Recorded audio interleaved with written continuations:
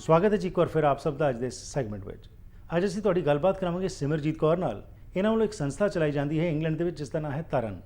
ਹਿੰਦੁਸਤਾਨ ਵਿੱਚ ਜਾ ਕੇ ਇਹ ਮੈਡੀਕਲ ਸਹਾਇਤਾ ਪ੍ਰੋਵਾਈਡ ਕਰਦੇ ਨੇ ਉਹਨਾਂ ਲੋਕਾਂ ਨੂੰ ਜਿਹੜੇ ਕਿ 1984 ਤੋਂ ਬਾਅਦ ਜੋ ਕੁਝ ਪੰਜਾਬ ਵਿੱਚ ਹੋਇਆ ਉਸ ਤੋਂ ਸ਼ਿਕਾਰ ਹੋਏ। ਆਓ ਇਸੇ ਸੰਬੰਧ ਵਿੱਚ ਜਾਣਕਾਰੀ ਲੈਂਦੇ ਹਾਂ ਸਿਮਰਜੀਤ ਕੌਰ ਤੋਂ। Jainu ji, welcome to the programme. Thank you ਜੀ। Thank you. So little bit about yourself, ਤੁਸੀਂ ਇਹ ਕਿਵੇਂ ਸੋਚਿਆ, ਮਨ ਵਿੱਚ ਆਇਆ ਕਿ ਪੰਜਾਬ ਵਿੱਚ ਜਾ ਕੇ ਉੱਥੇ ਕੰਮ ਕਰਨ ਦਾ?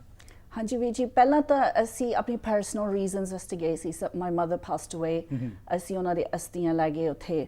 ਤਾਂ ਉਸ ਵੇਲੇ ਵੈਰੀ ਪੋਲੀਟੀਕਲ ਕੇਸ ਡੈਥ ਰੋ ਤੇ ਆ ਗਏ ਸੀ ਪ੍ਰੋਫੈਸਰ ਪੁਲਰ ਦਾ ਕੇਸ। ਸੋ ਹੌਲੀ ਹੌਲੀ ਹੈ ਨਾ ਪੁੱਛਦੇ ਰਹੇ ਕਿ ਹਾਲਾਤ ਕੀ ਹੋਇਆ ਹੈਗਾ ਇਹਨਾਂ ਪਰਿਵਾਰਾਂ ਨਾਲ। ਮੈਨੂੰ ਤਾਂ ਸੀ ਕਿ ਹੁਣ ਥੋੜ੍ਹੇ ਸਾਲ ਲੰਘੇ ਹੈਗੇ 90s ਵਿੱਚ, ਕੁਝ ਇੰਨਾ ਤਾਂ ਨਹੀਂ ਪਤਾ ਲੱਗਿਆ, ਤਾਂ ਮਦਦ ਹੋਗੀ। ਸੋ ਜਦੋਂ ਅਸੀਂ ਫੀਲਡ ਵਿੱਚ ਗਏ ਕਮੇਟੀ ਫॉर ਡਿਸਅਪੀਅਰੈਂਸਿਸ ਇਨ ਪੰਜਾਬ, ਉਹ ਸਾਰੇ ਕੋਲੀਸ਼ਨ ਸੀ NGOs ਦਾ, ਜਥੇਬੰਦੀਆਂ ਦਾ, ਅਸੀਂ ਹੈਰਾਨ ਹੋ ਗਏ ਦੇਖ ਕੇ ਕਿ ਐਕਚੁਅਲੀ ਬਹੁਤ ਘੱਟ ਹੈਲਪ ਹੋਇਆ ਪਰਿਵਾਰਾਂ ਦਾ।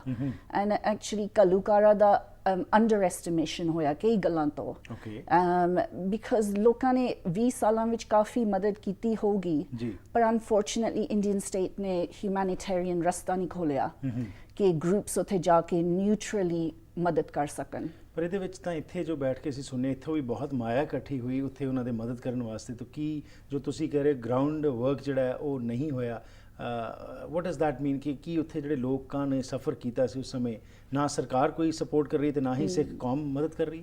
ਹਾਂਜੀ, ਇਸ ਤਰ੍ਹਾਂ ਬਹੁਤ ਲੋਕਾਂ ਨਾਲ ਇਸ ਤਰ੍ਹਾਂ ਹੀ ਹੋਇਆ ਕਿ ਸਰਕਾਰ ਨੇ ਰਸਤਾ ਨਹੀਂ ਖੋਲਿਆ ਕਿ ਨਿਊਟਰਲ ਆਰਗੇਨਾਈਜੇਸ਼ਨਸ ਆ ਜਾਣ, ਉਹਨਾਂ ਦੇ ਬਰਖਲਾਫ ਨਹੀਂ ਬੋਲਣ, ਬਟ ਸਿਰਫ ਏਡ ਦੇ ਦੇਣ। ਇਹ ਤਾਂ ਤੁਸੀਂ ਦੇਖਦੇ ਹੈਗੇ ਹਰਮੰਦਰ ਸਾਹਿਬ ਦੇ ਮੈਸੇਕਰ ਤੋਂ ਹੀ ਸ਼ੁਰੂ ਹੋ ਗਿਆ, ਜੂਨ 84 ਤੋਂ ਬਾਅਦ ਹੀ। ਈਵਨ ਦਿੱਲੀ ਮੈਸੇਕਰ ਤੇ ਵੀ ਕਾਫੀ ਡਾਕੂਮੈਂਟਰੀਜ਼ ਬਣੇ ਸੀ ਕਿ ਰਿਫਿਊਜੀ ਕੈਂਪਸ ਬਹੁਤ ਔਖੀ ਤਰ੍ਹਾਂ ਬਣੇ। ਸੋ ਦੈਨ ਦੂਜੇ ਪਾਸੇ ਇਹੀ ਦੁੱਖ ਹੈ ਕਿ ਜਿਹੜੀ ਕੌਮ ਹੈ ਜਿਹਦੇ ਸਹਾਰੇ ਤੇ ਇਹ ਲੋਕਾਂ ਨੇ ਆਪਣੀ ਸ਼ਹੀਦੀ ਪਾਈ, ਉਹਨਾਂ ਨੂੰ ਸਿਰਫ ਆਨਰ ਕਰੀਦਾ ਹੈ ਨਾ, ਭਾਵੇਂ ਉਹਨਾਂ ਦੀ ਮਿਲੀਟੈਂਸੀ ਨਾਲ ਸ਼ਹੀਦੀ ਹੋਈ ਜਾਂ ਪੁਲਿਸ ਸਟੇਟ ਨਾਲ, ਪਰ ਉਹ ਬੇਸਿਕਲੀ ਘੱਲੂਘਾਰਾ ਰਾਹੀਂ ਲੰਘੇ। ਕਿ ਉਹ ਲੋਕ ਜਸਟ ਸਟੋਨਸ ਥਰੋ ਅਵੇ ਹਰਮੰਦਰ ਸਾਹਿਬ ਦੇ ਸ਼ੈਡੋਜ਼ ਵਿੱਚ ਰਹਿੰਦੇ। ਤਾਂ ਸਾਡੀ ਸਿੱਖ ਕੌਮ ਜਿਸ ਤਰ੍ਹਾਂ ਪ੍ਰੋਗਰੈਸ ਕਰੀ ਜਾਂਦੀ ਹੈ, ਪਰ ਇਹਨਾਂ ਦੀ ਪ੍ਰੋਗਰੈਸ ਬਹੁਤ ਘੱਟ ਹੋਈ ਹੈਗੀ। ਸੋ ਜਿਸ ਤਰ੍ਹਾਂ ਤੁਸੀਂ ਕਿਹਾ, ਤੁਸੀਂ ਜਦੋਂ ਉੱਥੇ ਗਏ ਸੀ ਮਾਤਾ ਜੀ ਦੀ ਅਸਥੀਆਂ ਲੈ ਕੇ, ਉਸ ਤੋਂ ਬਾਅਦ ਤੁਸੀਂ ਜੋ ਕੁਝ ਦੇਖਿਆ ਉਸ ਚੀਜ਼ ਨੇ ਤੁਹਾਨੂੰ ਪ੍ਰੇਰਿਤ ਕੀਤਾ? ਹਾਂਜੀ, ਐਂਡ ਆਲਸੋ ਵੀਰ ਜੀ ਮੈਂ ਕਹੂੰਗੀ ਕਿ ਮੈਂ ਪ੍ਰੇਰਨਾ ਦਊਂਗੀ ਲੋਕਾਂ ਨੂੰ, ਹੈ ਨਾ, ਕਿ ਮੇਰੇ ਵੀ ਪਰਸਨਲੀ ਮੇਰਾ ਐਕਸੀਡੈਂਟ ਹੋਇਆ ਸੀ ਖੋਪਰੀ ਦਾ ਕਈ ਸਾਲ ਪਹਿਲਾਂ, ਐਂਡ ਮੈਨੂੰ PTSD ਹੋਇਆ।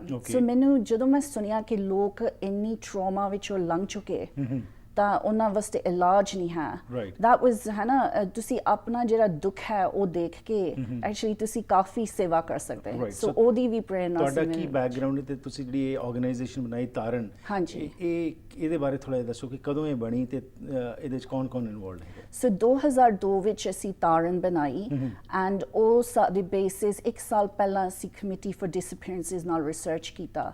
ਉਹ ਸੀਗੇ ਸਿਰਫ ਖਾਲਰਾ ਫਾਈਂਡਿੰਗਸ। ਫਿਰ ਅਸੀਂ ਫਾਈਂਡ ਕੀਤਾ ਕਿ ਜਿਹੜੇ ਖਾਲਰਾ ਦੇ ਥੱਲੇ ਫਾਈਂਡਿੰਗਸ ਨਹੀਂ ਹਨ, ਜਿਹੜੇ ਉਹ ਕਈ ਹਜ਼ਾਰ ਲੋਕ ਮਰੇ, ਜਿਹੜੇ ਇੰਡੀਅਨ ਸਟੇਟ ਐਕਨੋਲੇਜ ਕਰਦੀ ਹੈ ਲਵਾਰਿਸ ਲਾਸ਼ਾਂ, ਉਸ ਤੋਂ ਇਲਾਵਾ ਬਾਕੀ ਦੇ ਲੋਕਾਂ ਦੀ ਕਿੱਥੇ ਮਦਦ ਹੈ ਨਾ। ਅਸੀਂ ਇਹੀ ਦੇਖਿਆ ਕਿ ਉਹਨਾਂ ਵਾਸਤੇ ਕੋਈ ਹੈ ਨਹੀਂ ਮਦਦ। ਸੈਕੰਡ ਲੈਵਲ ਤੇ ਜਸਟਿਸ ਬੈਂਸ, ਇਸ ਤਰ੍ਹਾਂ ਦੇ ਫੈਂਟੈਸਟਿਕ ਹਿਊਮਨ ਰਾਈਟਸ ਐਕਟਿਵਿਸਟ ਜਿਨ੍ਹਾਂ ਨੇ ਆਪਣੀ ਲਾਈਫ ਕੁਰਬਾਨ ਕੀਤੀ ਇਸ ਸਬਜੈਕਟ ਤੇ, ਸੋ ਉਹਨਾਂ ਨੇ ਵੀ ਪ੍ਰੇਰਨਾ ਦਿੱਤੀ ਸਾਨੂੰ। ਸੋ ਅਸੀਂ ਇਹੀ ਐਸਟੈਬਲਿਸ਼ ਕੀਤਾ ਕਿ ਜੇ ਅਸੀਂ ਮੈਡੀਕਲ ਏਡ ਕਰ ਸਕੀਏ ਨਾ ਰੈੱਡ ਕਰਾਸ ਵਕਨ, ਦੈਨ ਐਟਲੀਸਟ ਕੋਈ ਇੱਕ ਪ੍ਰੋਬਲਮ ਤੱਕ ਕਿਸੇ ਗਰੀਬ ਬੰਦੇ ਦੀ ਹੈਲਪ ਹੋ ਰਹੀ ਹੈ। ਐਂਡ ਆਲਸੋ ਅਸੀਂ ਦੇਖਿਆ ਕਿ ਕਾਫੀ ਵੋਲੰਟੀਅਰਸ ਅਨਰਿਲਾਇਬਲ ਹੁੰਦੇ। ਕਈ ਵਾਰ ਲੋਕ ਤੁਹਾਨੂੰ ਇਹਨੇ ਕਹਿ ਦੇਣਗੇ ਤੁਹਾਡੀ ਮਦਦ ਕਰਨਗੇ, ਪਰ ਫਿਰ ਅਗਲੇ ਹਫਤੇ ਤੱਕ ਭੁੱਲ ਗਏ, ਹੋਰ ਕੋਈ ਚੀਜ਼ ਤੇ ਚਲੇ ਗਏ। ਅਸੀਂ ਇਹ ਦੇਖਿਆ ਕਿ ਜਿਹੜੇ ਡਾਕਟਰਸ ਹੈਗੇ ਉਹ ਕਾਫੀ ਵੋਲੰਟੀਅਰਸ ਰਿਲਾਇਬਲ ਸੀਗੇ, ਭਾਵੇਂ ਉਹਨਾਂ ਉਹ ਪ੍ਰੋ ਇੰਡੀਅਨ ਸਟੇਟ ਹੈਗੇ ਭਾਵੇਂ ਨਹੀਂ ਹੈਗੇ, ਜਿਹੜਾ ਵੀ ਉਹਨਾਂ ਦੀ ਪੋਲਿਟਿਕਸ ਵਿੱਚ ਨਹੀਂ ਆਉਂਦੀ ਹੈ।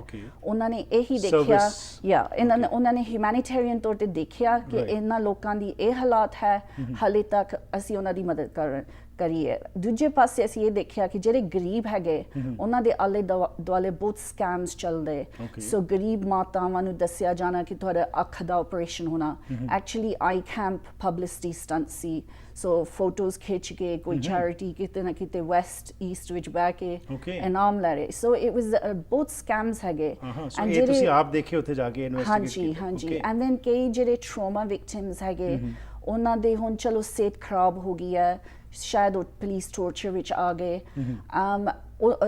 ਕਾਫੀ ਸਕੈਮ ਸੀਗੇ ਕਿ ਡਾਕਟਰਸ ਉਹਨਾਂ ਨੂੰ ਵੀ ਕਨਵਿੰਸ ਕਰ ਲੈਂਦੇ ਸੀ ਕਿ ਤੁਸੀਂ 5 ਲੱਖ ਕੱਢੋ ਜੀ, 10 ਲੱਖ ਤੁਹਾਡੀ ਬੈਕ ਸਟ੍ਰੇਟ ਹੋ ਸਕਦੀ।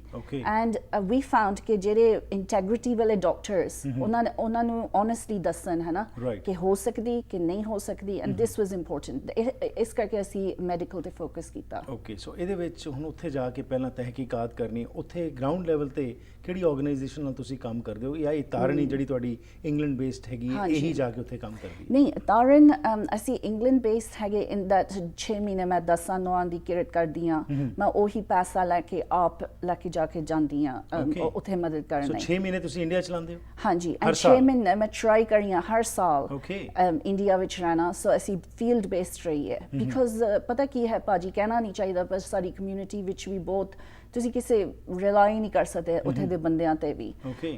ਪਰ ਅਸੀਂ ਦੇਖਿਆ ਕਿ ਉੱਥੇ ਦੀ ਇਨਫਰਾਸਟ੍ਰਕਚਰ ਗੁੱਡ ਹੈ, ਹਸਪੀਟਲਸ ਵੀ ਹੈਗੇ, ਡਾਕਟਰਸ ਵੀ ਹੈਗੇ। ਸਾਨੂੰ ਪਹਿਲਾਂ ਤਾਂ even human rights lawyers Ashok Agarwal ਵਕਨ ਵਧੀਆ ਉਹਨਾਂ ਨੇ ਰਾਏ ਦਿੱਤੀ ਸੀ ਜਦੋਂ ਮੈਂ ਡਾਕਟਰਸ ਬਾਰੇ ਵੀ ਪੁੱਛਿਆ। ਪਰ ਉਹ ਕਹਿੰਦੇ ਸੀ ਨਹੀਂ, ਇੰਡੀਆ ਵਿੱਚ ਨਹੀਂ ਕੋਈ ਸੇਵਾ ਕਰਨ ਵਾਲਾ ਡਾਕਟਰ ਅੱਗੇ ਤੁਹਾਨੂੰ ਈਜ਼ੀਲੀ ਲੱਭੂਗਾ। ਸੋ ਅਸੀਂ ਹੌਲੀ ਹੌਲੀ ਦੇਖਿਆ ਕਿ ਐਕਚੁਅਲੀ ਹੈ ਉੱਥੇ ਇਨਫਰਾਸਟ੍ਰਕਚਰ ਐਂਡ ਹਸਪੀਟਲਸ ਵਿੱਚ ਅਸੀਂ ਇਲਾਜ ਕਰੀਏ, ਮੈਡੀਸਿਨਸ ਕਰਾਈਏ। ਜੇ ਕੋਈ ਚਲੋ ਸ਼ਹੀਦ ਪਰਿਵਾਰ ਦੀ ਕੈਟੇਗਰੀ ਵਿੱਚ ਆਉਂਦਾ ਬੰਦਾ ਪਰ ਉਹਨੂੰ ਹਰਨੀਆ ਆਪਰੇਸ਼ਨ ਦੀ ਲੋੜ ਹੈ, ਪ੍ਰੈਕਟੀਕੈਲਿਟੀ ਹੈ, ਉਹਨੂੰ ਹਰਨੀਆ ਆਪਰੇਸ਼ਨ ਦੀ ਲੋੜ ਹੈ।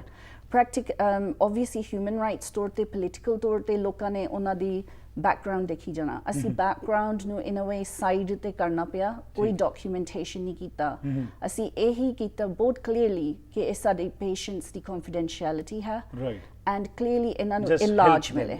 ਯੈਸ, ਐਂਡ ਇਸੇ ਕਰਕੇ ਸਟੇਟ ਨੇ ਵੀ ਸਾਨੂੰ 12 years ਵਿੱਚ ਕੋਈ ਪ੍ਰੋਬਲਮ ਦਿੱਤੀ ਨਹੀਂ ਹੈ। ਹੁਣ ਤੱਕ ਜਦੋਂ ਗਏ ਸੀ, ਆਫ ਕੋਰਸ ਜਿਸ ਨਾਲ ਪਹਿਲਾਂ ਵੀ ਅਸੀਂ ਗੱਲ ਕੀਤੀ ਕਿ ਤੁਸੀਂ ਪਹਿਲਾਂ ਲੱਭਣੇ ਇਹੋ ਜਿਹੇ ਪਰਿਵਾਰ, ਉਸ ਤੋਂ ਬਾਅਦ ਉਹਨਾਂ ਦੀ ਮਦਦ ਕਰਨੀ, ਕੀ ਹਾਲਾਤ ਕੀ ਨੇ? ਕੀ ਉਹਨਾਂ ਨੂੰ ਪੈਨਸ਼ਨਸ ਵਗੈਰਾ ਨਹੀਂ ਮਿਲ ਰਹੀਆਂ ਹੈਗੀਆਂ? ਕਿਉਂਕਿ ਅਸੀਂ ਸੁਣਿਆ ਕਿ ਸ਼ਹੀਦੀ ਪਰਿਵਾਰਾਂ ਨੂੰ ਪੈਨਸ਼ਨਸ ਵੀ ਮਿਲਦੀਆਂ ਨੇ, ਦੂਸਰੇ ਪਾਸੇ ਜਿਹੜੇ ਕਿ ਦੋਨੋਂ ਪਾਸੇ ਜਿਹੜੇ ਕਿ ਸਫਰ ਕੀਤਾ ਸੀ।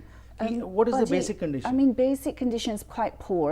ਜਿਹੜੀ militant affected killing ਸੀਗੇ ਉਹ ਸ਼ਹੀਦ ਪਰਿਵਾਰ, ਉਹਨਾਂ ਨੂੰ ਛੋਟੀ ਜੀ ਸਟੇਟ ਪੈਨਸ਼ਨ ਮਿਲਦੀ ਹੈ, ਉਹਨਾਂ ਨੂੰ ਪੋਸਿਬਿਲਿਟੀ ਹੈ ਜੌਬ ਦੀ ਜਿਹੜੀ ਅਗਲੀ generation. But in all honesty ਉਹ ਵੀ ਬਹੁਤ ਗਰੀਬ ਲੋਕ ਸੀਗੇ। ਸੋ ਇਟਸ ਪਿਟੀਫੁਲ ਹੈ ਨਾ। ਐਂਡ ਸਾਨੂੰ ਅਸੀਂ ਰੀਅਲ ਪੀਸ ਪ੍ਰੋਜੈਕਟ ਬਣਾਉਣ ਲਈ ਅਸੀਂ ਚਾਹੁੰਦੇ ਸੀ ਕਿ militant affected killings and police affected killings ਦੋਨਾਂ ਨੂੰ ਹੈਲਪ ਕਰਨਾ, because that wood B the ideal piece project. Right. ਸੋ ਇਹਦੇ ਸਿਮਿਲਰਲੀ ਤੁਸੀਂ ਉੱਥੇ ਜਦੋਂ ਗਏ, ਅਗੇਨ ਤੁਸੀਂ ਇਕੱਲੇ ਜਾਂਦੇ ਹੋ ਹਰ ਸਾਲ, ਉੱਥੇ ਕੀ ਤੁਹਾਡਾ ਪੈਰਾਫਰਨੇਲੀਆ ਕੀ ਹੈਗਾ? ਇੰਗਲੈਂਡ ਤੋਂ ਕਿੰਨੀ ਕੁ ਤੁਹਾਨੂੰ ਸਪੋਰਟ ਮਿਲਦੀ ਹੈ? ਕਿਸ ਤਰੀਕੇ ਨਾਲ ਸਾਰਾ ਸਿਸਟਮ ਚੱਲ ਰਿਹਾ? ਉਹ ਭਾਜੀ ਸਿਸਟਮ ਸਿਰਫ ਮੇਰੀ ਕਮਾਈ ਤੇ ਚੱਲ ਰਿਹਾ ਐਂਡ ਇੱਕ ਅੱਧ ਟੈਕਸੀ ਡਰਾਈਵਰ ਇੰਗਲੈਂਡ ਵਿੱਚ ਜਿਨ੍ਹਾਂ ਨੇ ਕਲੈਕਟ ਕੀਤੇ 10 ਪਾਉਂਡ 50 ਪਾਉਂਡ ਡੋਨੇਸ਼ਨ। ਸੋ ਅਸੀਂ ਪਬਲਿਸਿਟੀ ਬੇਸ ਨਹੀਂ ਰਹੇ ਹੈਗੇ ਐਂਡ ਨਾ ਅਸੀਂ ਰਹਿ ਸਕੇ।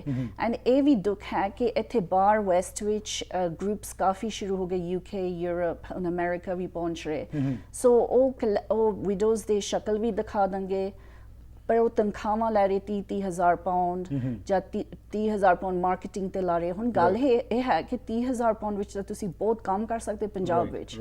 ਐਂਡ ਜਿਹੜੇ ਵੈਸਟਰਨ ਗਰੁੱਪਸ ਹੈਗੇ ਉਹ ਵੀ ਟੈਰੀਟੋਰੀਅਲ ਬਣ ਗਏ ਸਾਰੇ ਪੁਰਾਣੇ ਜਥੇਬੰਦੀਆਂ ਵਕਨ। ਸੋ ਉਹ ਐਂਕਰ ਨਹੀਂ ਕਰ ਰਹੇ ਜਿਹੜੇ ਗ੍ਰਾਸ ਰੂਟ ਕੰਮ ਹੋ ਰਿਹਾ ਪੰਜਾਬ ਵਿੱਚ। ਸੋ ਐਕਚੁਅਲੀ ਇਟਸ ਵੈਰੀ ਸੈਡ ਕਿ ਕਲੂਕਾਰਾ ਵਿੱਚ ਇਹ ਲੋਕ ਇਨ ਅ ਵੇ ਪ੍ਰੋਪੇਗੈਂਡਾ ਆਈਟਮ ਬਣ ਗਏ ਹਨ। ਐਕਸਪਲੋਇਟੇਸ਼ਨ ਵੀ ਜਿਹੜੀ ਜਿਸ ਤਰ੍ਹਾਂ ਤੁਸੀਂ ਕਿਹਾ ਕਿ ਕੀਤੀ ਗਈ, ਤਸਵੀਰਾਂ ਵਿਖਾ ਕੇ ਲੋਕਾਂ ਕੋਲੋਂ ਪੈਸੇ ਇਕੱਠੇ ਕਰਕੇ, ਪਰ ਕਿੱਥੇ ਜਾ ਰਹੀ ਹੈ ਇਹ ਲੋਕਾਂ ਨੇ ਵੀ ਜਿਹੜੇ ਬਾਹਰ ਰਹਿੰਦੇ ਨੇ ਜਦੋਂ ਦਾਨ ਦਿੰਦੇ ਨੇ ਉਹਨਾਂ ਨੇ ਕਦੀ ਪੁੱਛਿਆ ਨਹੀਂ। I would urge people VG ਕਿ ਡਾਇਰੈਕਟਲੀ ਉੱਥੇ ਪੰਜਾਬ ਜਾਵਨ, ਮਾਤਾਵਾਂ ਨੂੰ ਮਿਲਣ। ਹੁਣ ਇਹ ਵੀ ਅਸੀਂ ਬਹੁਤ ਅਜੀਬ ਫੈਨੋਮੇਨਾ ਦੇਖਿਆ ਕਿ ਜਦੋਂ ਅਸੀਂ ਕਿਸੇ ਚਲੋ ਹਮਦਰਦ ਨੂੰ ਮਿਲਾ ਵੀ ਦਿੱਤਾ, ਉਹਨਾਂ ਨੇ 2 ਮਿੰਟ ਮਾਤਾ ਨੂੰ ਦੇਖ ਕੇ ਉਸ ਤੋਂ ਬਾਅਦ ਹੈਲਪ ਵੀ ਨਹੀਂ ਕੀਤੀ। These are well off people in the West. And ਸਾਡੇ ਲੋਕਾਂ ਵਿੱਚ ਕੋਈ ਰੋਗ ਆ ਗਿਆ ਕਿ ਅਸੀਂ ਐਕਚੁਅਲੀ ਉਹਨਾਂ ਦੇ ਅਥਰੂ ਪੂੰਝ ਨਹੀਂ ਸਕਦੇ। ਉਹ ਲੇਡੀਜ਼ ਜਿੱਦਾਂ ਮਾਤਾ ਪ੍ਰੀਤੋ ਕੌਰ, ਉਹਨਾਂ ਦੇ 4 ਜੀ ਮਾਰੇ ਗਏ, ਰਾਈਟ? ਉਹਨਾਂ ਦੇ 2 ਪੁੱਤਰ, ਧੀ, ਹਸਬੈਂਡ ਇੱਦਾਂ ਦੇ ਅਜੇ ਵੀ ਬੇਘਰ ਹਨ ਐਂਡ ਫੂਡ ਦੇ ਬਿਨਾਂ। ਐਂਡ ਸੇਵਾ ਸਿੰਘ ਉਹ ਟੋਰਚਰ ਹੋਏ ਸੀ, ਉਹਨਾਂ ਦੇ ਪੁੱਤਰ ਮਾਰੇ ਗਏ, ਉਹਨਾਂ ਦੀ ਵਾਈਫ, ਉਹਨਾਂ ਦਾ ਭਤੀਜਾ ਇਕੱਲੇ ਹਨ, ਡੈਸਟੀਟਿਊਟ। ਉਹ ਕਹਿੰਦੇ ਸੀ ਅਸੀਂ ਪਹਿਲਾ ਗਰੁੱਪ ਹੈ ਜਿਨ੍ਹਾਂ ਨੇ ਉਹਨਾਂ ਤੋਂ ਪੁੱਛਿਆ ਵੀ ਕਿ ਤੁਹਾਡਾ ਹਾਲ ਕੀ ਹੈ। ਅਸੀਂ ਵੀ ਤਾਂ ਮਾਫੀ ਮੰਗੀ ਕਿ ਤੁਸੀਂ ਮਾਫੀ ਸਾਨੂੰ ਦੇ ਦਿਓ ਕਿ ਅਸੀਂ ਬਹੁਤ ਘੱਟ ਤੁਹਾਡਾ ਹੈਲਪ ਕਰ ਰਹੇ, ਥੋੜੇ ਮੈਡੀਸਿਨਸ ਦਾ ਇਲਾਜ ਕਰਨਾ, it's not a big thing. ਪਰ ਅਸੀਂ ਚਾਹੁੰਦੇ ਸੀ ਉਸ ਤੋਂ ਅੱਗੇ ਵਧਣਾ, ਪਰ ਦੈਨ ਅਸੀਂ ਹੋਰ ਵਿਡੋਜ਼ ਦਾ ਵੀ ਦੇਖਣਾ ਹੈਗਾ। That's really unfortunate. We'll continue with our discussion. Let's take a small break. ਵਾਪਸ ਆ ਕੇ ਕਿ ਕਿਸ ਤਰੀਕੇ ਨਾਲ ਜਿਹੜਾ ਇਹ ਮੁਹਿੰਮ ਜਿਹੜੀ ਹੋਰ ਅੱਗੇ ਚਲਾਈ ਜਾ ਰਹੀ ਹੈਗੀ ਤੇ ਕਿਸ ਤਰੀਕੇ ਨਾਲ ਕਿੰਨੇ ਕੁ ਪਰਿਵਾਰਾਂ ਨੂੰ ਤੁਸੀਂ ਮਦਦ ਦੇ ਚੁੱਕੇ ਹੋ ਤੇ ਕਿੰਨਾਂ ਨੂੰ ਲੋੜ ਹੈਗੀ ਹੈ, ਤੇ ਕੀ ਕੋਈ ਐਸਾ ਵੀ ਤੁਸੀਂ ਆਪਸ਼ਨ ਸੋਚ ਰਹੇ ਹੋ ਜਿਹਦੇ 'ਚ ਕਿ ਇੱਥੇ ਬੈਠੇ ਲੋਕ ਡਾਇਰੈਕਟਲੀ ਉਹ ਪਰਿਵਾਰ ਨੂੰ ਅਡਾਪਟ ਕਰ ਲੈਣ ਤੇ ਉਹਨਾਂ ਦੀ ਮਦਦ ਕਰ ਸਕਣ। ਇਸ ਬਾਰੇ ਗੱਲ ਕਰਨੀ ਹੈ ਇਸ ਬ੍ਰੇਕ ਤੋਂ ਬਾਅਦ।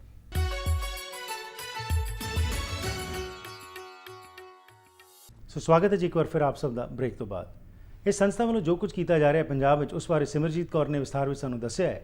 ਕਿਸ ਤਰੀਕੇ ਨਾਲ ਆਮ ਜਨਤਾ ਇੱਥੇ ਵੀ ਸਹਿਯੋਗ ਦੇ ਸਕਦੀ ਹੈ, ਕਿਸ ਤਰ੍ਹਾਂ ਫੈਮਿਲੀਜ਼ ਨੂੰ ਅਡਾਪਟ ਕੀਤਾ ਜਾ ਸਕਦਾ ਹੈ ਅਤੇ ਹੋਰ ਕੀ ਕੁਝ ਕੀਤਾ ਜਾ ਰਿਹਾ ਇਸ ਸੰਸਥਾ ਵੱਲੋਂ, ਫਰਦਰ ਕੀ ਪਲਾਨਸ ਹਨ, ਆਓ ਜਾਣਕਾਰੀ ਲੈਣੇ ਆ ਸਿਮਰਜੀਤ ਕੌਰ ਤੋਂ। ਜੀ ਭੈਣ ਜੀ, ਸੋ ਜਿਸ ਤਰ੍ਹਾਂ ਬ੍ਰੇਕ ਤੋਂ ਪਹਿਲਾਂ ਗੱਲ ਕਰ ਰਹੇ ਸੀ ਕਿ ਆਪ ਜਾ ਕੇ ਤੁਸੀਂ ਇਹ ਸਾਰਾ ਕੁਝ ਕੰਮ ਕਰਦੇ ਹੋ, ਬਟ ਤੁਹਾਡੀ ਜਿੰਨੀ ਕੁ ਵੀ ਤੁਸੀਂ ਕਮਾਉਂਦੇ ਹੋ 6 ਮਹੀਨੇ 'ਚ ਉਹ ਤੁਸੀਂ ਉੱਥੇ ਜਾ ਕੇ ਲਾ ਦਿੰਦੇ ਹਾਂਜੀ, ਮੈਂ ਪਹਿਲੇ ਐਕਚੁਅਲੀ ਵੀਰ ਜੀ ਮੈਂ ਪਹਿਲੇ 3 ਸਾਲ ਤਾਂ ਉੱਥੇ ਬੇਸਡ ਹੀ ਰਹੀ। ਅੱਛਾ ਜੀ। ਉਹ ਮੇਰੀ ਰਿਡੰਡੈਂਸੀ ਮਿਲੀ ਸੀ, ਮੈਂ ਬਿਜ਼ਨਸ ਸਟ੍ਰੈਟੇਜਿਸਟ ਸੀ, ਖਾਸ ਸੀ ਰਿਡੰਡੈਂਸੀ, ਸੋ ਮੈਂ ਰਹਿ ਸਕੀ। ਜਦੋਂ ਫਿਰ ਮਜਬੂਰ ਪੈ ਗਏ ਕਿ ਚਲੋ ਹੁਣ ਪੈਸੇ ਦੀ ਲੋੜ ਹੈ ਮੈਡੀਸਿਨਸ ਵਾਸਤੇ, ਡਾਕਟਰਸ ਤਾਂ ਔਨ ਦਾ ਹੋਲ ਉਹ ਨਹੀਂ ਚਾਰਜ ਕਰਦੇ ਹਨ। ਇਟਸ ਐਕਚੁਅਲੀ ਜਦੋਂ ਆਪਰੇਸ਼ਨ ਕਰਾਉਣਾ ਹਸਪੀਟਲ ਦਾ, ਜਿੱਦਾਂ ਸਿਵਲ ਹਸਪੀਟਲ ਵਿੱਚ ਕਰਾਉਣਾ, ਜਸਟ ਬੇਸਿਕ ਹਨ ਕਾਸਟਸ, ਫਿਰ ਉਹਦੇ ਵਾਸਤੇ ਵਾਪਸ ਜਾਣਾ ਪੈਂਦਾ ਸੀ ਨਾ ਥੋੜਾ ਕਮਾਉਣ ਲਈ ਪੈਸੇ। ਸੋ ਉਹਦੇ ਵਿੱਚ ਕਿੰਨੇ ਕੁ ਪਰਿਵਾਰ ਜਿਹੜੇ ਨੇ ਪਿਛਲੇ ਤੁਸੀਂ 11-12 ਸਾਲਾਂ 'ਚ ਉਹਨਾਂ ਤੱਕ ਪਹੁੰਚ ਕਰ ਚੁੱਕੇ ਹੋ, ਤੇ ਕਿਸ ਤਰੀਕੇ ਨਾਲ ਉਹਨਾਂ ਨੂੰ ਤੁਸੀਂ ਚੁਣਦੇ ਹੋ, ਕਿਸ ਤਰੀਕੇ ਨਾਲ ਉਹਨਾਂ ਨੂੰ ਤੁਸੀਂ ਇਹ ਮੈਡੀਕਲ ਸਪੋਰਟ ਪ੍ਰੋਵਾਈਡ ਕਰਦੇ ਹੋ, ਇਹਦੇ ਬਾਰੇ ਥੋੜਾ ਦੱਸੋ। ਹਾਂਜੀ, ਅਸੀਂ ਬੇਸਿਕਲੀ ਓਪਨ ਸਕੀਮ ਰਹੇ ਹੈਗੇ 12 ਸਾਲ ਵਾਸਤੇ। ਜਿਹੜਾ ਵੀ ਸ਼ਹੀਦ ਪਰਿਵਾਰ ਕੈਟਾਗਰੀ ਵਿੱਚ ਆਇਆ ਹੈਗਾ ਅਸੀਂ ਉਹਨਾਂ ਦੇ ਇਲਾਜ ਕੀਤੇ। ਅਸੀਂ ਚੂਜ਼ ਨਹੀਂ ਕੀਤਾ। ਇਨਫੋਰਮੇਸ਼ਨ ਕਿੱਥੋਂ ਲਈ? ਇਨਫੋਰਮੇਸ਼ਨ CCDB ਤੋਂ ਦੇ ਰਿਸਰਚਰਸ ਨੇ ਸਾਨੂੰ ਦਿੱਤੀ ਕਿ ਗੁਰਦਾਸਪੁਰ, ਤਰਨਤਾਰਨ, ਅੰਮ੍ਰਿਤਸਰ ਜਿਹੜੇ ਹੈਵੀਲੀ ਅਫੈਕਟਡ ਏਰੀਆਜ਼ ਜਿਹਦੇ ਵਿੱਚੋਂ ਲੋਕ ਨਿਕਲ ਨਹੀਂ ਸਕੇ, ਬਿਕਾਜ਼ ਕਈ ਲੋਕ ਤਾਂ ਨਿਕਲ ਕੇ ਮਾਈਗ੍ਰੇਟ ਕਰਕੇ ਉਹਨਾਂ ਦੀ ਜੌਬਸ ਬਣ ਗਈ, ਲਾਈਫ ਉਹਨਾਂ ਦੀ ਅੱਗੇ ਲੰਘ ਗਈ ਹੈ, ਪਰ ਜਿਹੜੇ ਨਿਕਲ ਨਹੀਂ ਸਕੇ ਅਸੀਂ ਉਹਨਾਂ ਤੋਂ ਇਨਫੋਰਮੇਸ਼ਨ ਲਿਆ। ਦੈਨ ਅਸੀਂ ਆਪ ਸਕੈਨ ਕੀਤਾ ਐਂਡ ਕਈ ਪਰਿਵਾਰ ਵੀ ਜੀ ਉਹ ਇੰਨੇ ਗਰੀਬ ਹੈਗੇ ਪਰ ਉਹਨਾਂ ਨੇ ਮੰਗਿਆ ਨਹੀਂ ਪੈਸਾ ਸਾਡੇ ਤੋਂ। ਉਹਨਾਂ ਨੇ ਇਹ ਕਿਹਾ ਕਿ ਬੀਬੀ ਜੀ ਤੁਸੀਂ ਰੱਖੋ, ਜਿਹੜਾ ਬੰਦਾ ਬਹੁਤ ਔਖਾ ਹੈਗਾ ਤਾਂ ਬਿਮਾਰ ਹੈ, ਤੁਸੀਂ ਉਹਦਾ ਇਲਾਜ ਕਰੋ, ਸਾਨੂੰ ਇਸ ਵੇਲੇ ਅਸੀਂ ਤੰਦਰੁਸਤ ਹੈਗੇ। ਇਹ ਸਾਰੇ ਪਿੰਡਾਂ 'ਚ ਹੀ ਨੇ ਕਿ ਸ਼ਹਿਰਾਂ 'ਚ ਵੀ ਨੇ? ਪਿੰਡਾਂ ਵਿੱਚ ਵੀ ਹਨ, ਸ਼ਹਿਰਾਂ ਵਿੱਚ ਵੀ ਆ ਗਏ ਹਨ, ਜਿੱਦਾਂ ਛੋਟੇ ਜਿਹੇ ਕਮਰੇ ਵਿੱਚ ਰਹਿ ਰਹੇ। ਕਿੰਨੇ ਪਰਿਵਾਰ ਜਿਨ੍ਹਾਂ ਨੂੰ ਤੁਸੀਂ ਰੀਚ ਕਰ ਚੁੱਕੇ ਹੋ? ਅਸੀਂ ਹੁਣ ਤੱਕ ਤਾਂ ਸਾਡਾ ਹਿਸਾਬ ਹੈ ਕਿ 2000 ਤੱਕ ਪਹੁੰਚ ਗਏ। ਓਕੇ। ਬਟ ਐਕਚੁਅਲੀ ਜਿਹੜੇ ਪਰਿਵਾਰ ਜਿਨ੍ਹਾਂ ਨੂੰ ਮੈਡੀਸਨ ਦੀ ਲੋੜ ਨਹੀਂ ਹੈ, ਜਿਹੜੇ ਗਰੀਬ ਹਨ, ਜਾਂ ਕਹਿ ਸਕਦੇ ਕਿ ਉਹਨਾਂ ਨੇ ਕਦੀ ਸਿੱਖ ਪੰਥ ਤੋਂ ਨਾ ਕਿਸੇ ਏਡ ਏਜੰਸੀ ਤੋਂ ਪੈਸਾ ਲਿਆ ਜਾਂ ਹੈਲਪ ਨਹੀਂ ਲਿਆ, ਬਿਕਾਜ਼ ਇਹ ਬਹੁਤ ਕਲੀਅਰ ਕਰਨ ਵਾਲੀ ਗੱਲ ਹੈ ਭਾਜੀ, ਕਈ ਪਰਿਵਾਰਾਂ ਨੇ ਆਪਣਾ ਜਿੱਦਾਂ ਪਬਲਿਸਿਟੀ ਬਣਾ ਲਿਆ ਕਿ ਸਾਨੂੰ ਹੈਲਪ ਕਰੋ, ਰਾਈਟ? ਉਹ ਇਦਾਂ ਹੀ ਲੱਗੇ ਰਹੇ ਹਨ 20 ਸਾਲ। ਸੋ ਆਈ ਐਮ ਨਾਟ ਟਾਕਿੰਗ ਉਹਨਾਂ ਪਰਿਵਾਰਾਂ ਬਾਰੇ, ਆਈ ਐਮ ਟਾਕਿੰਗ ਜਿਨ੍ਹਾਂ ਨੇ ਐਕਚੁਅਲੀ ਹੱਥ ਅੱਗੇ ਕਰਕੇ ਉਹਨਾਂ ਨੇ ਲੈਣਾ ਵੀ ਨਹੀਂ ਤੁਹਾਡੇ ਤੋਂ ਪੈਸਾ, ਭਾਵੇਂ ਉਹ ਹੈਗੇ ਵੀ ਗਰੀਬ। 90s ਵਿੱਚ ਉਹਨਾਂ ਨੇ ਸਭ ਕੁਝ ਵੇਚ ਕੇ ਪੁਲਿਸ ਤੋਂ ਟਰਾਈ ਕੀਤਾ ਕਿ ਸਾਡਾ ਬੰਦਾ ਫ੍ਰੀ ਹੋ ਜਾਣ, ਛੁੱਟ ਜਾਣ, ਐਂਡ ਅਸੀਂ ਚਾਹੁੰਦੇ ਕਿ ਉਹਨਾਂ ਵਾਸਤੇ ਹੁਣ ਏਡ ਹੋਵੇ।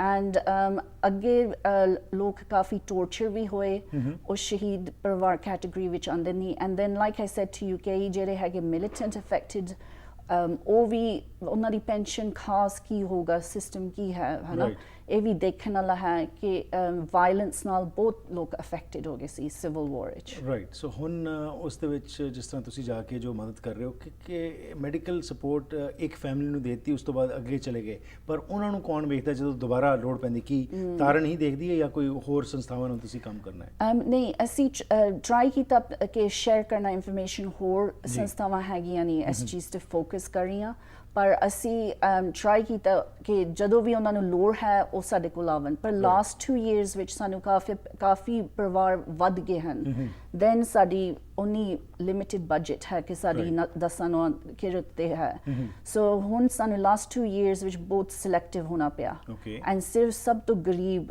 ਲੋਕਾਂ ਨੂੰ ਹੈਲਪ ਕਰਨਾ ਬਾਕੀ ਵਿਚਾਰੇ ਉਹਨਾਂ ਨੂੰ ਫਿਰ ਜਿਹੜੀ ਸੇਵਿੰਗ ਹੁੰਦੀ ਸੀ ਨਾ ਦਵਾਈ ਤੋਂ ਐਂਡ ਹੋਰ ਵੀ ਰੀਜ਼ਨ ਹੈ ਭਾਜੀ ਸਾਨੂੰ ਦਵਾਈ ਤੇ ਕਾਤੇ ਰਹਿਣਾ ਪਿਆ ਕਿਉਂਕਿ ਇੰਡੀਅਨ ਸਟੇਟ ਨੇ ਅਲਾਉ ਨਹੀਂ ਕੀਤਾ ਨਾ ਹਿਊਮੈਨਿਟੇਰੀਅਨ ਰਸਤਾ ਸੋ ਅਗੇਨ ਜਦੋਂ ਤੁਸੀਂ ਉੱਥੇ 40 ਪਾਉਂਡ ਭੇਜੋ ਉਹਨਾਂ ਨੇ ਆਹੀ ਪਬਲਿਸਿਟੀ ਸ਼ੁਰੂ ਕਰ ਲੈਣੀ ਕਿ ਟੈਰਰਿਸਟ ਫੈਮਲੀਜ਼ ਹਨ ਸੋ ਵੀ ਵਾਂਟ ਕਿ ਹੈ ਨਾ ਨਿਊਟਰਲੀ ਉਹ ਅਲਾਉ ਕਰਨ ਸਾਨੂੰ ਹੈਲਪ ਅੱਗੇ ਕਰਨਾ Did you approach the Punjab government for this?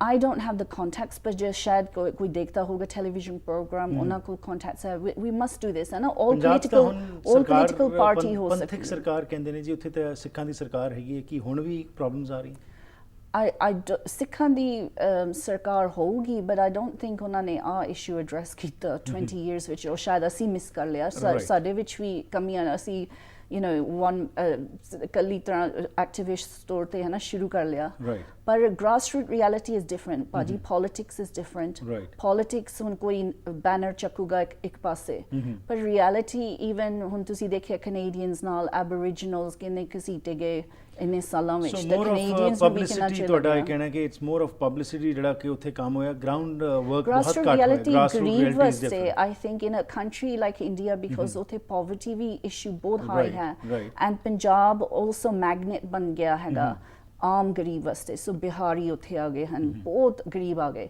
ਹੁਣ ਸਿੱਖ ਵੀ they're fantastic people ਉਹ ਦਾਨ ਕਰਨਾ ਚਾਹੁੰਦੇ ਸੋ ਉਹਨਾਂ ਨੇ ਦਾਨ ਕਰਨਾ ਗਰੀਬ ਨੂੰ ਉਹਨਾਂ ਨੇ ਇਸ ਤਰ੍ਹਾਂ ਦੇ ਪਰਿਵਾਰਾਂ ਨੂੰ ਲੱਭਣਾ ਨਹੀਂ ਹੈ and because they're very stigmatized ਜਿੱਦਾਂ ਇੱਥੇ ਕੋਈ victims of murder ਦੇ ਹੁਣ ਉਹ ਸਟਰੀਟ ਤੇ ਤਾਂ ਨਹੀਂ ਖੜੇ ਹੋਣਗੇ ਹਰ ਹਫਤੇ for help ਹੈ ਨਾ they become quite removed ਇਹ ਲੋਕ ਜਿਨ੍ਹਾਂ ਨੂੰ ਮਦਦ ਤੁਸੀਂ ਕਰ ਰਹੇ ਹੈਗੇ ਹੁਣ ਤੱਕ ਕਿੰਨਾ ਕੁ ਮਾਇਆ ਤੌਰ ਤੇ ਜਦੋਂ ਅਸੀਂ ਗੱਲ ਕਰਨੇ ਕਿੰਨਾ ਕੁ ਤੁਸੀਂ ਇੱਥੇ ਪੈਸਾ ਲਾ ਚੁੱਕੇ ਹੈਗੇ I think ਵੀਰ ਜੀ ਮੈਂ ਐਸਟੀਮੇਟ ਕਦੀ ਕੀਤਾ ਨਹੀਂ ਸੀ ਪਰ ਜਦੋਂ ਮੈਂ ਆ ਪ੍ਰੋਪੇਗੈਂਡਾ ਦੇਖਿਆ ਕਿ ਲੋਕ ਤਨਖਾਹਾਂ ਵੀ ਲਈ ਜਾਂਦੇ ਹੈਗੇ ਐਂਡ ਇਸ ਤਰ੍ਹਾਂ ਦੇ ਸੰਸਥਾ ਚਲਾ ਰਹੇ ਸੋ ਮੈਂ ਐਸਟੀਮੇਸ਼ਨ ਵਿੱਚ 120-130 ਹਜ਼ਾਰ ਪਾਉਂਡ ਪਰਸਨਲ ਲਾ ਚੁੱਕੀ ਹਾਂ 1,20,000 ਜਾਂ 30,000 ਪਾਉਂਡ ਜਿਹੜੇ ਨੇ 20 ਸਾਲਾਂ ਤੁਸੀਂ ਪਰਸਨਲ ਐਂਡ ਮੈਂ ਕਹਿੰਦੀ ਹਾਂ ਕਿ ਇਸ ਤੋਂ ਵੱਧ ਹੁੰਦੇ ਤਾਂ ਵਧੀਆ ਹੋਣਾ ਸੀ ਪਰ ਇੰਗਲੈਂਡ ਦੇ ਵਿੱਚ ਜਿੱਥੇ ਤੁਸੀਂ ਰਹਿੰਦੇ ਹੋ ਜਦੋਂ ਇਹ ਮੈਸੇਜ ਤੁਸੀਂ ਉੱਥੇ ਆਪਣੇ ਆਲੇ ਦੁਆਲੇ ਪਹੁੰਚਾਇਆ ਕਿ ਉੱਥੇ ਵੀ ਨਹੀਂ ਇਸ ਨੂੰ ਸਵੀਕਾਰ ਕੀਤਾ ਫਿਰ ਵੀਰ ਜੀ ਜਦੋਂ 6 ਮਹੀਨੇ 10 ਨੌਰ ਦੀ ਕਿਰਤ ਕਰੀਦਾ 40 ਘੰਟੇ ਕੰਮ ਕਰਨਾ ਹੈ ਨਾ ਫਿਰ ਸਾਡੇ ਕੋਲ ਟਾਈਮ ਨਹੀਂ ਹੈ ਜਿਹੜੇ ਐਕਚੁਅਲੀ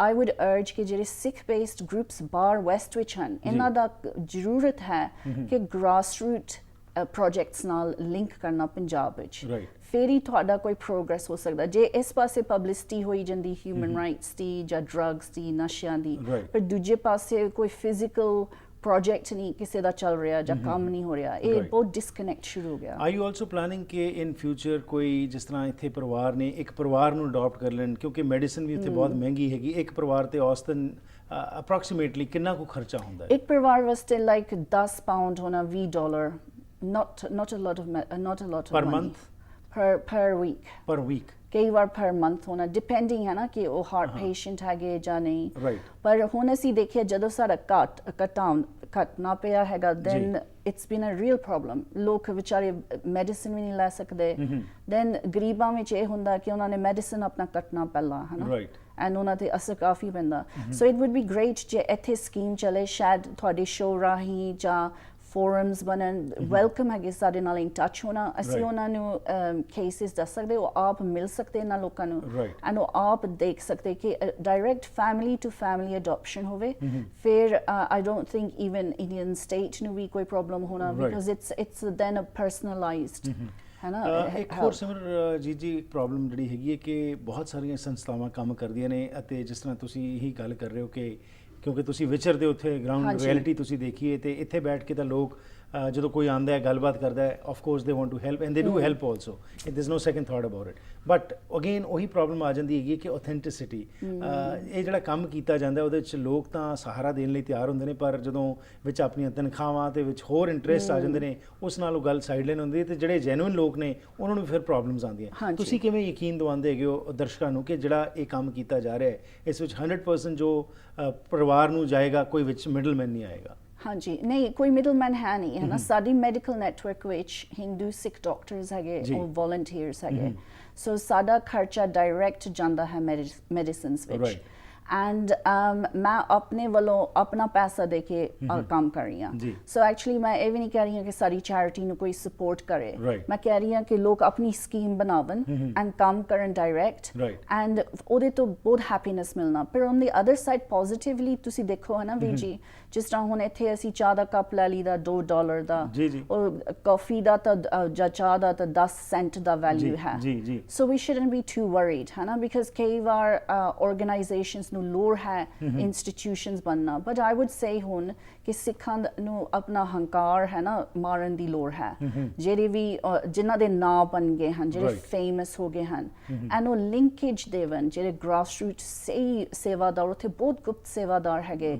and people want ਕਿ genuine ਕੰਮ ਹੋਵੇ ਹੈ ਨਾ it isn't just ਕਿ ਇਹਨਾਂ ਲੋਕਾਂ ਦੀ history interesting ਹੈ ਜਾਂ ਕਿਸੇ ਨੇ ਕਿਤਾਬ ਲਿਖਣੀ ਹੈ ਜਾਂ ਕਿਸੇ ਨੇ PhD ਕਰਨੀ ਸੋ ਸਿਰਫ ਰਿਸਰਚ ਤੱਕ ਨਾ ਰਹੇ ਗਰਾਊਂਡ ਰਿਐਲਿਟੀ ਜੋ ਉਹਨਾਂ ਦੀ ਮਦਦ ਹੋਵੇ ਗਰਾਊਂਡ ਰਿਐਲਿਟੀ ਸਿੱਖ ਅਵਾਰਡਸ ਜਿਹੜੇ ਰੀਸੈਂਟਲੀ ਇੰਗਲੈਂਡ ਵਿੱਚ ਹੋਏ ਸਨ ਉਹਦੇ ਚ ਵੀ ਤੁਹਾਨੂੰ ਨਾਮਜ਼ਦ ਕੀਤਾ ਗਿਆ ਸੀ ਉਹਦੇ ਬਾਰੇ ਥੋੜਾ ਜਿਹਾ ਹਾਂਜੀ ਵੀਰ ਜੀ ਉਹ ਵਰਲਡ ਸਿੱਖ ਅਵਾਰਡਸ ਹੋਏ ਸੀਗੇ ਅਸੀਂ ਐਕਚੁਅਲੀ ਇੰਨੇ ਨੋਨ ਹੈਗੇ ਨਹੀਂ ਸੋ ਮੈਂ ਹੈਰਾਨ ਸੀਗੀ ਕਿ ਕਿਸੇ ਨੇ ਸਾਨੂੰ ਨੋਮੀਨੇਟ ਵੀ ਕੀਤਾ ਐਂਡ ਉਹ ਵੀ ਕਿਰਪਾ ਹੈ ਉੱਥੇ ਡੇਵਿਡ ਕੈਮਰਨ ਨੂੰ ਅਵਾਰਡ ਮਿਲਿਆ ਸੀ ਕਿ ਉਹਨਾਂ ਨੇ ਹਰਮੰਦਰ ਸਾਹਿਬ ਪਹਿਲਾਂ ਬ੍ਰਿਟਿਸ਼ ਪ੍ਰਾਈਮ ਮਿਨਿਸਟਰ ਹਰਮੰਦਰ ਸਾਹਿਬ ਗਏ and that was a great honor ਵੀਰ ਜੀ ਬਿਕਾਜ਼ ਅਸੀਂ ਬਹੁਤ ਗੁਪਤ ਸੇਵਾ ਕੀਤੀ ਹੁਣ 12 ਸਾਲ ਵਿੱਚ ਚਲੋ ਜਿੱਥੇ ਸਾਨੂੰ ਚਾਂਸ ਮਿਲਦਾ ਤੁਹਾਡੇ ਵਕਨ ਕਿਰਪਾ ਕਰਕੇ ਸਾਨੂੰ ਟਾਈਮ ਦੇ ਦੇਣ ਹੈ ਨਾ ਜਦੋਂ ਅਸੀਂ ਹੌਲੀਡੇ ਤੇ ਹੈਗੇ ਔਰ ਸਮਥਿੰਗ but actually ਅਸੀਂ ਮਾਰਕੀਟਿੰਗ ਬੇਸ ਨਹੀਂ ਹੈਗੇ ਅਸੀਂ ਰਿਐਲਿਟੀ ਬੇਸ ਵੰਡਰਫੁਲ ਜੀ ਤੇ ਜੇਕਰ ਕਿਸੇ ਨੇ ਪਰਿਵਾਰ ਕੋਈ ਅਡਾਪਟ ਕਰਨਾ ਉਸ ਵਾਸਤੇ ਕੋਈ ਤੁਹਾਡੀ ਵੈਬਸਾਈਟ ਕੋਈ ਫੋਨ ਨੰਬਰ ਕੋਈ ਈਮੇਲ ਜਿੱਥੇ ਸੰਪਰਕ ਕੀਤਾ ਜਾ ਸਕਦਾ ਮੈਨੂੰ ਈਮੇਲ ਕਰ ਸਕਦੇ ਸਿਮਰਜੀਤ simarjit@btinternet.com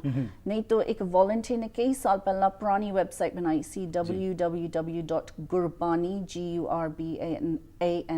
therapy.org otherwise ਮੈਨੂੰ ਲੱਭ ਸਕਦਾ ਕੋਈ ਫੇਸਬੁੱਕ ਤੇ ਵੀ ਮੈਂ ਕਾਫੀ ਹਾਂ ਪਰ ਮੇਨ ਹੈ ਕਿ ਸ਼ੋਅ ਨੂੰ ਕੰਟੈਕਟ ਕਰਨ ਜੇ ਲੋੜ ਹੈ ਅਸੀਂ ਉਹ ਈਮੇਲ ਐਡਰੈਸ ਅਸੀਂ ਛੋੜ ਤੁਹਾਡਾ ਧੰਨਵਾਦ ਜੀ ਤੇ ਬੈਸਟ ਵਿਸ਼ੇਸ ਕਿ ਜਿਹੜਾ ਤੁਸੀਂ ਨੇਕ ਇਰਾਦੇ ਨਾਲ ਕੰਮ ਕਰ ਰਹੇ ਹੋ ਤੇ ਉਹ ਗਰੀਬ ਦੁਖੀ ਜਿਹੜੇ ਕਿ ਉਸ ਸਮੇਂ ਕੌਮ ਵਾਸਤੇ ਉਹਨਾਂ ਨੇ ਆਪਣੇ ਪਰਿਵਾਰ ਵਾਰ ਦਿੱਤੇ ਪਰ ਅੱਜ ਉਹਨਾਂ ਦਾ ਕੋਈ ਬਾਂਹ ਫੜਨ ਲਈ ਤਿਆਰ ਨਹੀਂ ਹੋ ਰਿਹਾ ਤੁਸੀਂ ਉਪਰਾਲਾ ਕੀਤਾ ਤਾਰਨ ਨੂੰ ਕੰਗ੍ਰੈਚੁਲੇਸ਼ਨ ਦਿੰਦੇ ਹਾਂ ਕਿ ਤੁਸੀਂ ਇਨੀਸ਼ੀਏਟਿਵ ਲੈ ਰਹੇ ਹੋ ਤੇ ਆਸ ਕਰਦੇ ਹਾਂ ਕਿ ਤੁਸੀਂ ਜਿਹੜੀ ਇਹ ਬੇਨਤੀ ਕੀਤੀ ਹੈ ਸਾਡੇ ਦਰਸ਼ਕਾਂ ਨੂੰ ਕਿ ਉਹ ਪਰਿਵਾਰਾਂ ਨੂੰ ਡਾਇਰੈਕਟਲੀ ਅਡਾਪਟ ਕਰੋ ਜ਼ਰੂਰ ਸੁਣਨਗੇ ਥੈਂਕ ਯੂ ਐਂਡ ਬੈਸਟ ਵਿਸ਼ੇਸ ਥੈਂਕ ਯੂ ਸੋ ਇਸ ਦੇ ਨਾਲ ਹੀ ਕਰਦੇ ਹਾਂ ਜੀ ਅੱਜ ਦੇ ਇਸ ਪ੍ਰੋਗਰਾਮ ਦੀ ਸਮਾਪਤੀ ਫੀਡਬੈਕ ਜ਼ਰੂਰ ਦੇਣਾ 604-603-7555 ਜਾਂ ਫਿਰ ਈਮੇਲ ਰਾਹੀਂ harpreetsingh@gmail.com ਇਹਨਾਂ ਪ੍ਰੋਗਰਾਮਸ ਨੂੰ ਤੁਸੀਂ youtube.com/harpreetsingh show ਤੇ ਵੀ ਜਾ ਕੇ ਬਾਅਦ ਵਿੱਚ ਦੇਖ ਸਕਦੇ ਹੋ ਲੈਣਾ ਆ ਗਿਆ ਫਿਰ ਮੁਲਾਕਾਤ ਕਰਾਂਗੇ ਤਦ ਤੱਕ ਗੁੱਡ ਬਾਏ